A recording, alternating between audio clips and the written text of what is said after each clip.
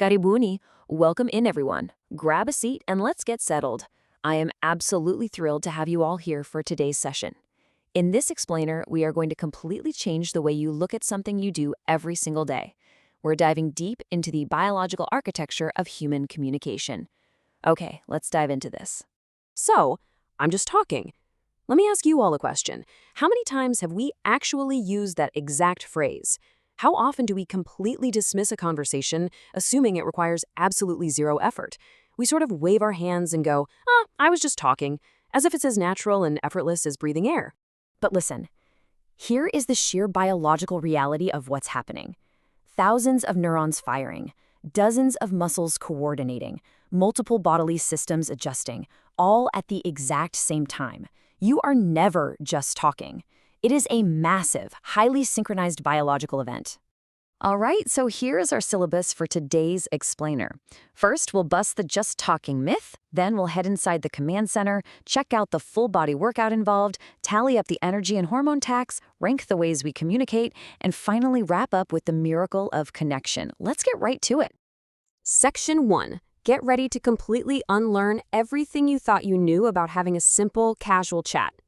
Because the biological truth is this: human communication is a highly complex, whole-body activity. The crucial thing to understand here is that the more interactive, the more socially demanding your conversation is, the more of these bodily systems are recruited.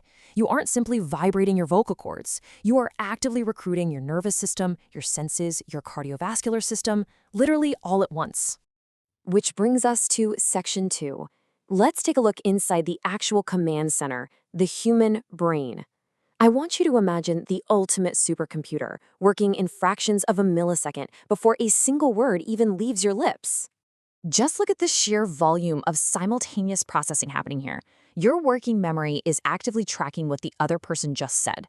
Short-term memory is holding on to the topic. Long-term memory is rapidly pulling up facts, stories, and the right vocabulary. Your brain is decoding grammar, detecting sarcasm, which, as we all know, requires some serious mental gymnastics, and it's predicting the other person's intentions. And while it is juggling all of that, it's actively organizing the motor planning for your breathing, your lips, and your vocal cord. It is absolutely relentless. Are they offended? Wait, are they lying? Should I change my tone? Have you ever actually felt that internal monologue running in the background while you're talking to someone? That is your brain's social intelligence working in absolute overdrive. It's constantly evaluating if the other person is happy, angry, or curious, forcing you to make these rapid, split-second decisions on whether to crack a joke, apologize, or just keep quiet. So the brain is obviously exhausted, right? But what about the rest of you? Let's take a look below the neck. Section 3, a full-body workout. Think of your senses as this highly calibrated radar system. When you're speaking face-to-face, your eyes are constantly tracking movement. They're noticing a raised eyebrow, a tiny frown, even a slight shift in someone's pupils. Meanwhile, your ears are detecting pitch and tone. And this is super critical. They're separating the emotion and meaning of one specific voice from all the background noise. I mean, imagine trying to have a serious, deep conversation right next to a busy Matatu stage. Your ears and your brain are working massive overtime just to filter out that chaos. And let's look at the physical mechanics now and see how all this builds up. Because to even produce a clear sound, you have to precisely coordinate your lungs, your diaphragm, your larynx, tongue, jaw, teeth, the whole shebang. Your entire breathing pattern has to change. You actually have to time your breaths so you're speaking specifically while exhaling. And at the exact same moment, your facial muscles are contorting to create expressions of interest or confusion or joy, just to match the words coming out of your mouth. And orchestrating this entire physical symphony, that's your nervous system. It's managing your hand gestures, whether you're pointing at something or using your hands to show the size of something, while also regulating your sitting or standing posture, which directly affects your voice projection and your confidence. It is even managing your heart rate and your sweating. Literally, your entire physical being is mobilized.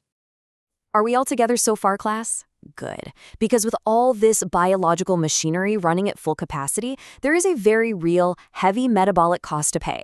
Let's dive into Section 4, the energy and hormone tax. Consider this massive biological disparity. 2% versus 20%. Your brain makes up only about 2% of your total body weight, but it consumes roughly 20% of your body's resting energy. Just to power this communication supercomputer, a single conversation demands constant, heavy surges of glucose, oxygen, and blood flow straight to the brain. And that's not even counting the energy being burned by your neck, your face, and your postural muscles. And, it's not just energy being burned, it's a massive chemical cocktail. Depending on the conversation, your body is literally flooding with hormones. Are you talking to someone you find really attractive? Boom, dopamine and oxytocin might spike for reward and bonding. Are you up doing some public speaking or maybe getting into a heated argument? Your body pumps out adrenaline for alertness and cortisol for stress. That is actively driving up your heart rate and your blood pressure right there on the spot.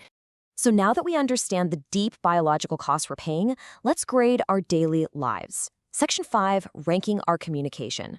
We're going to see exactly which mediums demand the most from us biologically. Let's just compare face-to-face communication with a standard phone conversation. On a phone call, your visual demands drop down to 0, right? You aren't processing facial expressions or body language at all. But guess what happens? Your brain actually has to work twice as hard to infer emotion, sincerity, or hesitation purely from the tone of the other person's voice. So it's still a massive cognitive load. It's just been shifted over to a different system. And that brings us to our master hierarchy right here. Face-to-face conversation, that is number 1. It places the absolute highest demand on your brain, your senses, and your physical body. Think about an intense, lively debate with your friends at the local Nyamachoma joint on a Friday night. Literally every biological system is firing. Phone calls rank second, very high demand, but no visual. Speaking to an AI or a computer drops down to third, mainly because that heavy social pressure, the fear of being judged, is totally removed. Fourth is a thoughtful text or a long email. It's physically easy, sure, but mentally draining. Fifth is casual texting. Just shooting a quick sasa okawapi on WhatsApp, that's low pressure, low physical effort. And finally, sitting at number 6, just reading or listening ranks as the lowest demand because you're comprehending the information without having to generate a coordinated physical response back.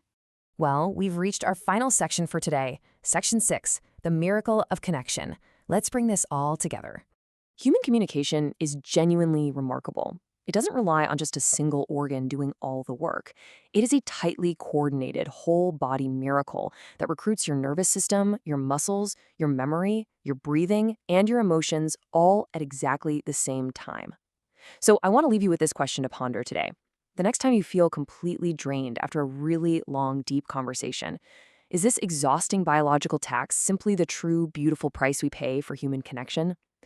Thank you so much for joining me for this Explainer Today class. Until next time, keep learning and pay close attention to what your body is actually doing the next time you think you're just talking.